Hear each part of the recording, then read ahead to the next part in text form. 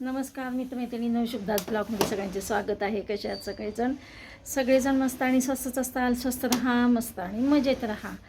चला, आज आहे सोमवार. रसिकाकडे जायचं आहे मला. विनाश गेलेले शाळेला आणि हे गेलेले आहेत टूरसाठी. सकाळी लवकर गेलेले आहेत. तर बघा, माझ्याला आहे.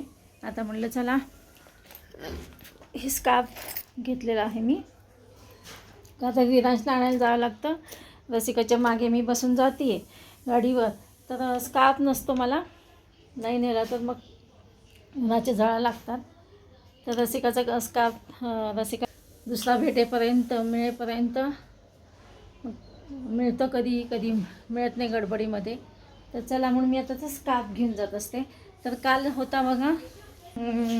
होतं फादर्स डे.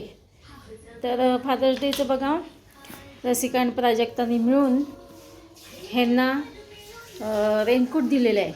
आणि कालच पावसाचं आगमन झाले आणि कालच रेनकोट ह्यांना रसिका प्राजक्तांनी मिळून दिलेला आहे फादर्स डे म्हणून. तर चला बघा, आता मी इकडे काय करते, मी कढईमध्ये तेल आहे ना. तर सासूबाईंना नाश्ता झाला आहे मगाशी. सासूबाईंचा त्यांना दिलं होतं नाचणीचं सत्व. नाचणी दिली होती. आता त्यांना काय करते, ज्वारीचं पेज करून ठेवते. लसणाची पाकळी घेते. रसिकाकडे निघाली बघा. ऊन कसलं पडलं आहे. काय पाऊस येऊन गेला काय वाटतं का बघा. पुन्हा उन्हाच्या झळा, ऊन चालू झालं. नशीब काल थोडा तरी पाऊस पडला, जरा दिलासा मिळाला.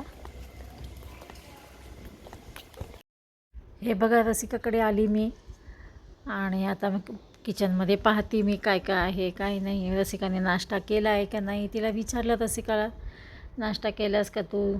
ती म्हणली नाही. विरांशचं दूध होतं राहिलेलं. विरांशने अर्धवट दूध पिलेलं होतं, तेच पिलं म्हटली. मी म्हटलं दूध देऊ का? तर ती म्हणली हो दूध दे म्हटली. तर हे बघा, विरांशने काल फादर्स डेचं डॅडूला हे दिलेलं आहे त्याच्या पप्पाला कप. त्याच्यावर सगळे ना फोटोज आहेत.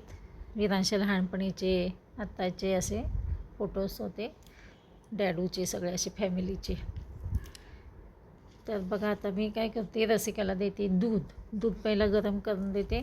आणि म्हटलं दुधासोबत तिला द्याव्या त्या बॉबी पुंगळ्या. आपण लहानपणी कसं खात होतो बघा, बोटामध्ये घालून, बॉबी म्हणतात त्याला. म्हटलं ते द्यावे. आणि साईड बाय साईड माझे इथं भांडे आवरायचं काम चालू होतं. भांडेवाली येऊन गेलेली होती. आता पाण्याचं तर आमच्याकडे बघा पाणी भरूनच ठेवावं लागतं. आणि हे बघा, हे पोंगळ्या बॉबी ह्या कशा घरी तळून, बाहेरच्या तळलेल्या आणण्यापेक्षा घरी आपण चांगल्या तेलामध्ये तळतो. त्याच्यामुळे ते रसिकाने डीमार्टमधूनच आणलेलं होतं किराणामध्ये. तर म्हटलं थोडेच तळून द्यावे तिला आणि त्यासोबत मग ती दूध पिईल म्हणून एकीकडे कढईमध्ये तेल गरम करायला ठेवलं. आज रसिकाने विरांशला गोड पुऱ्या ह्याच्या तांबड्या भोपळ्याच्या पुऱ्या करून दिल्या होत्या. मग तेल थोडं राहिलं होतं. माझ्या डोक्यात आलं चला आता बॉबी आपण त्याच तेलामध्ये आपण बॉबी तळूया.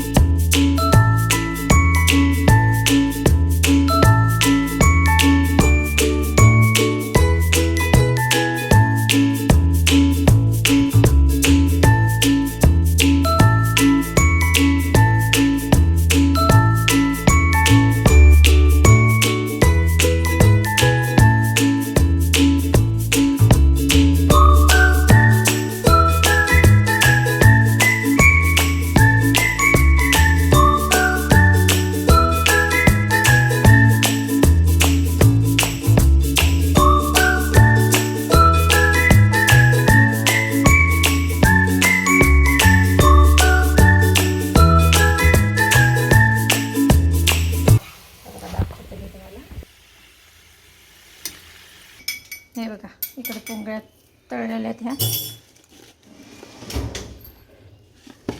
आज मी मटकीची उसळ केलेली आहे. असं पाणी भरपूर झालं ते पातेल्यात भिजवलं तर चालेल. चांगलं आहे का ते?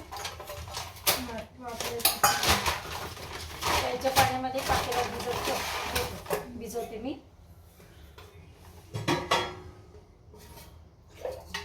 थोडी भरपूर होती. ती हां पुष्कळ होती. तुम्हाला काय एवढी लागते का? मला तेल दिसतं आता तेल टाकून ठेवते. सकाळी त्याला हे केलं घाल गोड पुऱ्या याच्या भोपळ्याच्या पुऱ्या खाईल ना.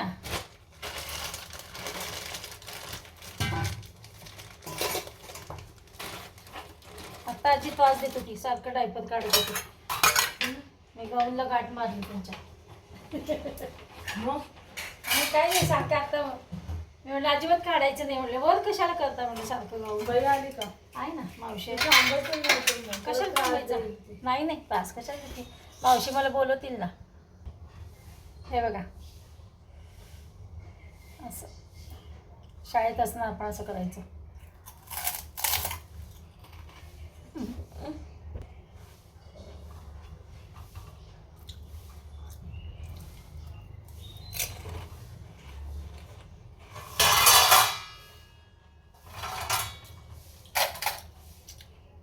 आली ना सगळ्यांना आठवण शाळेतली. हे बघा पाणी साठवायला ना परवा दिवशी काहीच नव्हतं. बॅरेल आणेपर्यंत बघा कशात पाणी साठवलं होतं विनायकने. विरांशी स्विमिंग पूल आहे विरांचा छोटा. पाण्याचे सगळीकडेच हाल चालले. पाणी सगळीकडे टंचाई आहे. अशा प्रकारे बघा आम्ही पाणी साठवून ठेवायला लागलो. चला तर मग भेटूया अशाच नवीन एका ब्लॉग्समध्ये. तोपर्यंत बाय बाय, टेक केअर.